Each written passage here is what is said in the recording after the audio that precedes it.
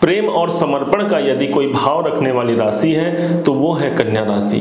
सर्वदा दो बिछड़े हुए जोड़ों को मिलाने का कार्य करती है कन्या राशि। कन्या राशि सर्वदा अनुबंध के कार्य में अपना और दूसरों का नाम सदैव रोशन करती है। कन्या राशि के जातक या जातिका के लिए प्रेम कैसा होगा सन 2023 में, इसी पर चर्चा होने वाली यह वीडियो है। यदि आप कन्या राशि के हैं तो आप निश्चिंत रहें, यह बात सिर्फ और सिर्फ कन्या राशि के प्रेम और उनकी सफलता की होने जा रही है। आइए इस चार्ट के माध्यम से हम समझते हैं कि वास्तव में कैसा होने वाला है सन 2023 हमारे लिए।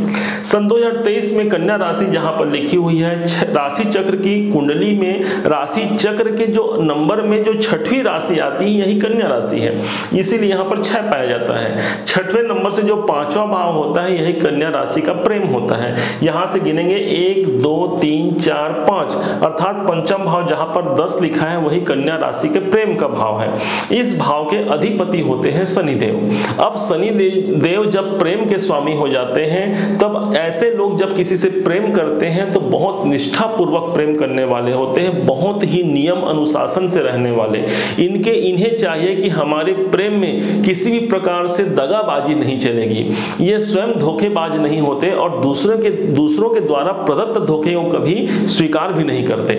वास्तव में अब क्या है तो शनि इस भाव के प्रेम भाव के स्वामी हैं और प्रेम भाव के स्वामी शनिदेव अपने से दूसरे भाव पर अर्थात इस कन्या राशि के 6वें भाव पर गोचर कर रहे हैं।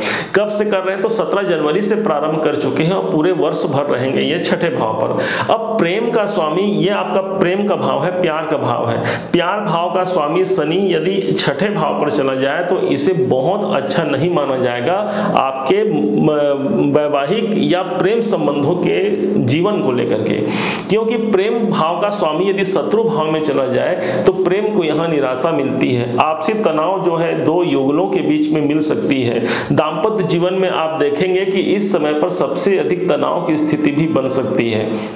तनाव भी कैसा तो तनाव कहा गया है कि पंचम से अगला भाव होने के कारण शत्रुता आ सकती है। आपस में एक दूसरे के प्रति भय और भ्रम की स्थिति के कारण आपसी तनाव की स्थिति बढ़ जाएगी। यदि आप किसी लव रिलेशन में है, किसी प्रेम संबंधों में है तो यहाँ पर भी यह स्थिति बहुत अनुकूल नहीं मानी जाएगी, क्योंकि 6ठा भाव हमारे जीवन के कष्टों को भी दर्शाता है, रोग को दर्शाता है, हमारे कर्जों को दर्शाता है। परंतु यदि प्रेम भाव का स्वामी प्रेम अपने से दूसरे भाव पर चला जाता है तो आपको उन्हीं भाव से प्रेम हो जाएगा। अर्थात यह वह समय होगा, यह साल वह समय होगा, क्योंकि इस समय पर शनि का जो गोचर होगा पूरे वर्ष भर आपके 6ठ भाव पर होगा।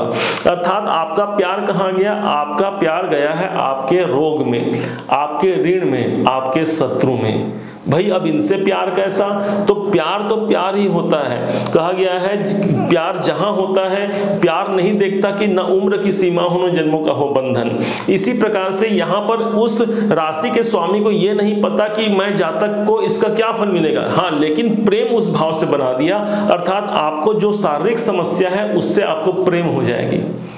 प्रेम हो जाएगी का तात्पर्य यह है कि किस प्रकार से उससे निजात मिल जाए, हमारे कोई रोग है, कष्ट है तो कैसे निजात मिल जाए, ये जो है सबसे अच्छा अवसर इस भाव के द्वारा हम समझ सकते हैं। यही 6ठा भाव हमारे शत्रुओं का होता है, तो शत्रुओं से भी हमें प्रेम हो जाएगा।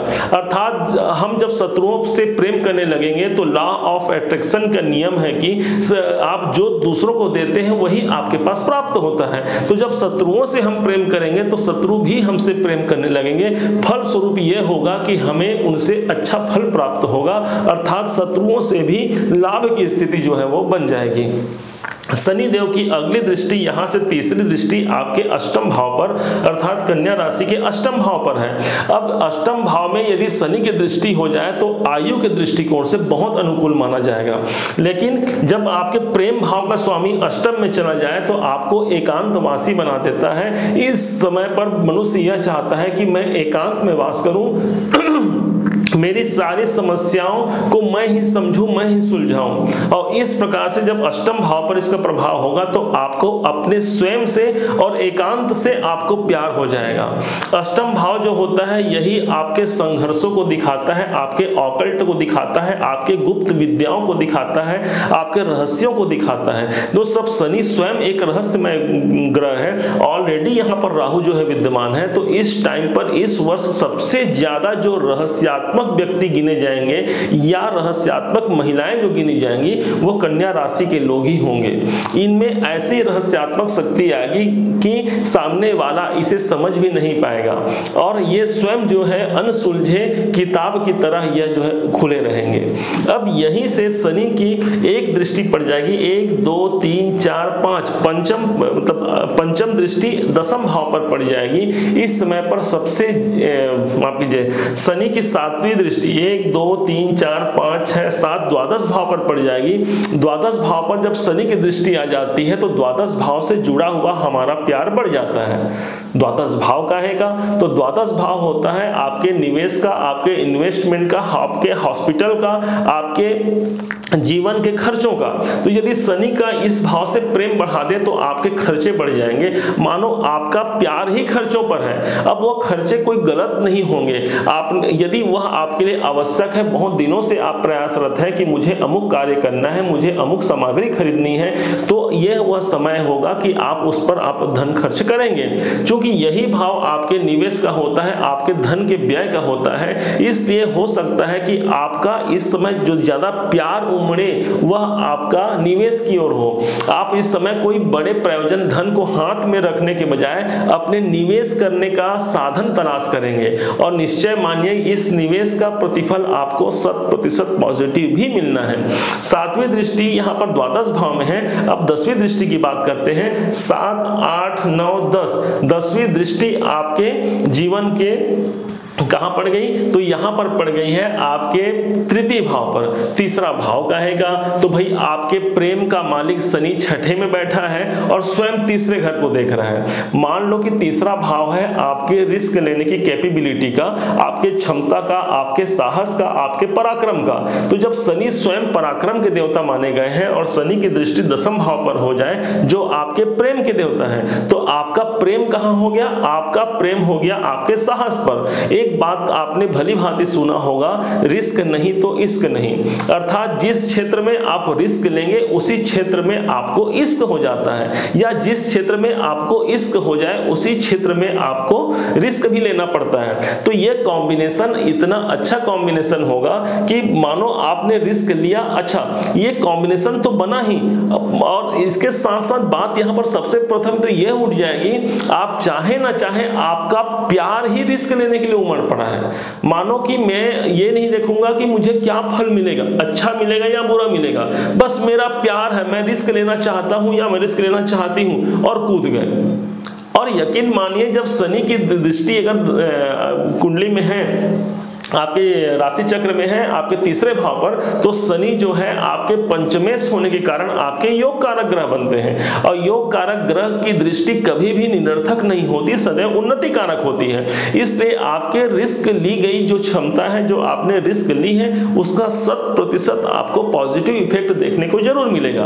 अब यहाँ पर से शनि की बात को छोड़ते हुए अब दूसरे ग्रह की बात करते हैं। यहाँ पर गुरु की बात करते हैं। तो गुरु ऑलरेडी आपके 7वें घर पे हैं, जिसका किसी प्रकार से संबंध आपके पंचम भाव से नहीं बनता है, तो इसे छोड़ दिए। अब राहु की बात करते हैं। राहु की एक दृष्टि आपके दूसरे भाव पर है, 7 8 9। राहु की किसी प्रकार से दृष्टि आपके पंचम भाव पर नहीं पड़ती है। इस प्रकार आपका पंचम भाव पूर्ण रूप से यहाँ पर शनि से प्रभावित रहेगा, क्योंकि शनि इस भाव के स्वामी हो गए। अब कन्या राशि के जो लोग होते हैं, इनके लिए यदि पूरी इस चक्र को देखा जाए तो शनि ही पूरे इनके प्रेम का स्वामित्व अपने पास रखने वाले हैं। शनि मुख्यतः न्यायाधीश हैं और इनका प्रेम भी एक तरह से न्यायाधीश के समान होगा। अपने प्रेम में किसी प्रकार से विडंबना या किसी प्रकार से धोखा इन्हें कतई पसंद नहीं होगा, क्योंकि शनि की दृष्टि यहां से देखते हैं तो अष्टम भाव पर, एक दृष्टि द्वादश भाव पर और एक दृष्टि तीसरे घर पर है। इसलिए शनि जो है पूर्णतः आपको इस साल कुछ प्रेम से दूरी बना करके रखने को कह रहे हैं। आप जो नॉर्मल आपके परिवार, आपके पारिवारिक जनों और अपने रिश्तेदारों, अपने दाम्पत्य जीवन, इन सबसे आपके प्रेम बना करके रखना है, परंतु नए प्रेम संबंधों के लिए आपको सर्वथा यह शनि जो है वो वर्जित करता है। हो सकता है कि जब पंचम जो है यहाँ पर चला जाए, पंचम का मालिक जब षष्ठी में चला जाए तो विवाह इत्यादि मांगलिक कार्य में भी बाधाएं की स्थिति जो है बन सकती है।